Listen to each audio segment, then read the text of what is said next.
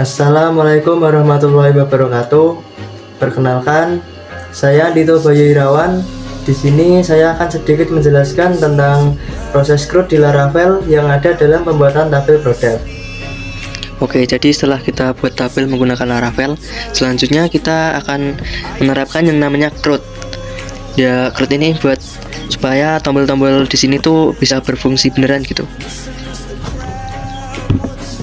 Oke, jadi yang pertama kita buat adalah bagian create, dimana kode ini tuh bagian dari backend aplikasi yang bertanggung jawab untuk menangani logika terkait produk, mengelola produk termasuk menampilkan daftar produk, sama menampilkan formulir untuk menambahkan produk baru dan menyimpan data produk baru ke database. Oke, jadi kita pertama kali masuk ke controller, kita menambahkan beberapa codingan. Ya, bukan beberapa sih, cuma agak banyak. Di produk controller kita menambahkan dua ini ya, yaitu redirect response dan request. Redirect response ini buat mengarahkan pengguna ke halaman lain, kayak misalnya create, edit, show. Dan yang request ini digunakan untuk mengakses data yang dikirimkan melalui permintaan HTTP. Kalau misalnya ya dari data dari formulir gitu.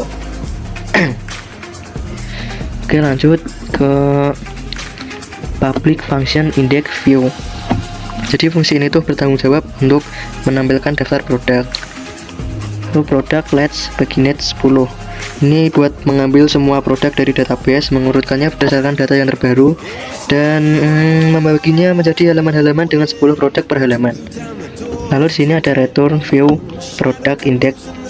Ini buat mengembalikan view product index dan mengirimkan data produk ke view. Nah, sekarang bagian create nih. Nih, jadi public function view. Fungsi ini menampilkan view produk create yang berisi formulir untuk menambahkan produk baru. Kemudian akan dikembalikan atau ditampilkan dalam create. Selanjutnya ada public function store, redirect response. Fungsi ini menangani penyimpanan data produk baru ke database. Lalu ada request validate. Ini buat memvalidasi data yang dikirimkan melalui formulir, memastikan bahwa data yang diterima sesuai dengan aturan yang ditetapkan. Misalnya, gambar harus berupa file gambar, judul juga harus minimal 5 karakter, dan lain-lain. Selanjutnya pada bagian ini buat upload gambar. Bagian ini akan mengambil file gambar dari permintaan. Lalu bagian ini akan menyimpan gambar ke directory storage dengan nama hash yang unik. Selanjutnya bagian membuat produk atau produk create. Ini akan membuat entry produk baru di database menggunakan model produk. Data yang disimpan termasuk hashname gambar, terus judul, deskripsi, ya meliputi semua ini. Lalu return.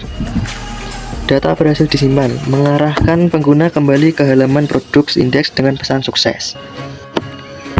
Selanjutnya kita ke create blade.php. Jadi di sini kita menggunakan bootstrap 5 untuk mengatur tata letak dan gaya. Lalu form action post di sini akan mengirim data dan file gambar. Dan CSRF di sini berfungsi untuk keamanan atau CSRF protection. Jadi di sini kita pakai kayak semacam template gitu ya. Jadi kita bahas satu aja. Div class form group mb3 itu buat mengelompokkan label dan input. Terus label font itu buat menampilkan label image dengan teks yang tebal. Input type file nama itu membuat input untuk memilih file gambar. Lalu error sama error itu buat menampilkan pesan kesalahan jika validasi gambar gagal. Intinya ini adalah elemen formulir untuk mengunggah gambar lengkap dengan penanganan kesalahan. Di bawahnya pun sama. Ini juga ada beberapa, yang ini title, deskripsi, title, deskripsi, price, stock, itu ya. Lalu di sini ada tombol save untuk mengirim formulir dan tombol reset untuk mengosongkan formulir. Dan di sini ada check editor untuk input deskripsi agar mendukung teks. Jadi kedua kode tadi itu buat proses input gitu.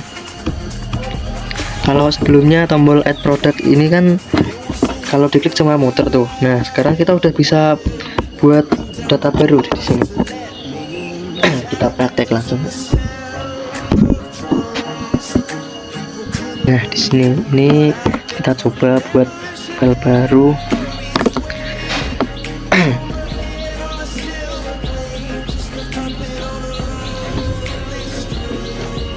Coba kita pilih foto dari sini, ada fotonya enggak ya?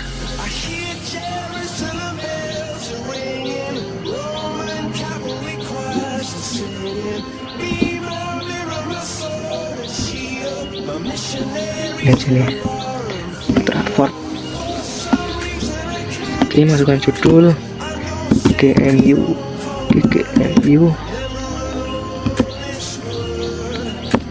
deskripsinya.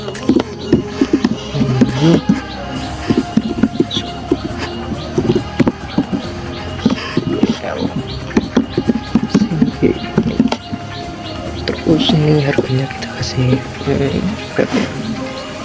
berapa sih? 13 ya. Sesuai ini juga 13 sesuai posisinya. Misal terus kita save. Nah, ini udah bisa ya sekarang ya. Udah muncul di sini, ini ada gambarnya GNU 13.013. Udah. Selanjutnya kita balik ke Visual Studio Product Controller. Jadi kita akan bahas yang kedua yang namanya read. Jadi read ini apa ya, digunakan buat menampilkan gitu di browsernya. Oke, kita bahas satu-satu, mulai dari sini, mulai dari public function show string view. Yang ini fungsi ini mengambil ID produk sebagai input, mengambil data produk yang sesuai dari database, kemudian menampilkan halaman web yang menampilkan detail produk tersebut, kemudian bakal ditampilkan di halaman show. Tahu ini show public.php. Ini adalah halaman web yang menampilkan detail lengkap dari sebuah produk. Struktur dasarnya menggunakan Bootstrap untuk styling dan tata letak yang responsif, kayak grid system card components gitu. Untuk styling di sini kita menggunakan inline style untuk background color dan image switch-nya ini. Dan untuk gambar produknya, kita menampilkan gambar produk menggunakan tag image. Lalu asset storage ini buat mengambil lokasi gambar dari penyimpanan. Kemudian untuk detail produknya, ini buat menampilkan judul, ini buat menampilkan harga, ini buat menampilkan deskripsi, dan ini buat menampilkan stok. Ya gitu aja sih sebenarnya. Oke, kita coba, kita show. Nah, kok ini? Oh, ini internetnya belum disambung ternyata.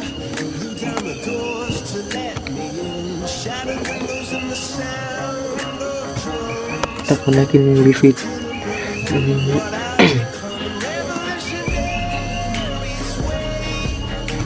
Oke, kita coba refresh lagi. Dan yap, di sini detail data GGMU 13.000, dan ini ada deskripsi stok. Udah ya. Lalu kita balik lagi ke sini. Oke, jadi selanjutnya kita akan bahas bagian update, bagian ketiga dari code. Atau kalau di sini kita buatnya edit ya. Di product controller ini selanjutnya kita menambahkan public function edit view untuk mendefinisikan fungsi public edit yang menerima ID produk string dan mengembalikan tampilan view. Lalu bagian ini untuk mengambil data produk berdasarkan ID. Return ini untuk memuat tampilan produk edit dan mengirimkan data produk ke tampilan. Kemudian update request ini untuk mendefinisikan fungsi public update yang menerima data permintaan request dan ID produk, serta mengembalikan respon pengalihan. Terus request validate ini untuk memvalidasi data formulir kayak gambar, judul, deskripsi, dan lain-lain. Produk ini untuk mengambil data produk juga berdasarkan ID. Selanjutnya if else di sini untuk memeriksa apakah ada gambar baru yang diunggah. Jika ada, image request ini akan mengambil file gambar, lalu image store akan menyimpan gambar. Storage delete ini akan menghapus gambar lama, dan product update ini akan memperbarui data produk dengan gambar baru. Sedangkan jika tidak ada, produk update akan memperbarui data produk tanpa mengubah gambar. Kemudian return redirect route akan mengalihkan ke halaman produk dengan pesan sukses. Oh iya, di atas ini kita juga nambahin use illuminated support fetched storage. Ini akan kita gunakan untuk menghapus file gambar produk lama saat gambar diperbarui. Selanjutnya kita buat file baru nama edit.php, yang dimana ini isinya tuh kurang lebih hampir sama kayak create.php tadi. Bedanya di sini kita menambahkan metode put. Ini menandakan bahwa form tersebut adalah form edit data. Nah, kita juga menambahkan mulai dari title, kita menambahkan ini alt title. Dalam data file ini tuh berfungsi buat menampilkan nilai bidang formulir atau stok dengan prioritas pada nilai input lama jika ada. Misalnya setelah validasi gagal, dan jika tidak ada, menampilkan nilai default dari produk atau stok sebagai cadangan. Dan ini tuh ada di semua ya, kecuali di gambar atau di image-nya ini nggak ada. Sedangkan di bawah ini tuh semua yang lain ada gitu. Oke, lanjut kita coba aja. Coba langsung ya, kita edit. Oke, ini kita coba gambarnya, nggak usah ubah. Nah, ini kita ganti GNU dengan GNU 0329. Di sini kita ganti juga caps lock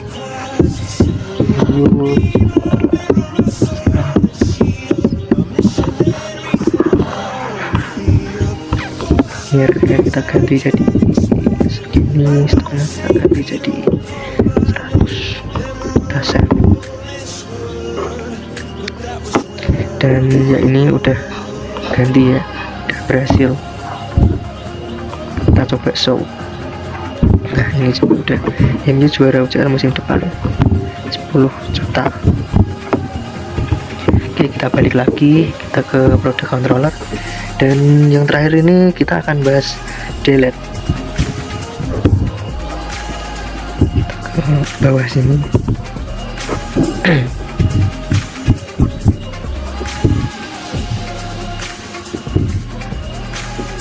Nah, ini ya. Di sini tuh kita pakainya public function destroy, mendefinisikan fungsi destroy yang menerima ID produk dan mengembalikan respon pengalihan. Produk find or file ini akan mencari produk berdasarkan ID jika ditemukan, atau jika tidak ditemukan akan menghasilkan error. Lalu bagian storage delete ini buat menghapus gambar produk dari penyimpanan. Lalu produk delete ini buat menghapus data produk dari database.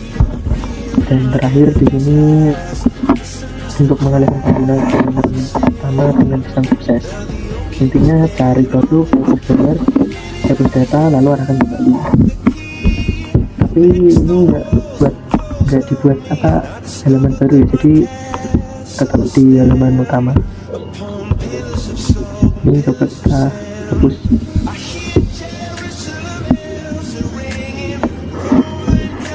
Dan udah berhasil ya. Sekian penjelasan yang dapat saya sampaikan. Mohon maaf jika ada kesalahan. Assalamualaikum warahmatullahi wabarakatuh.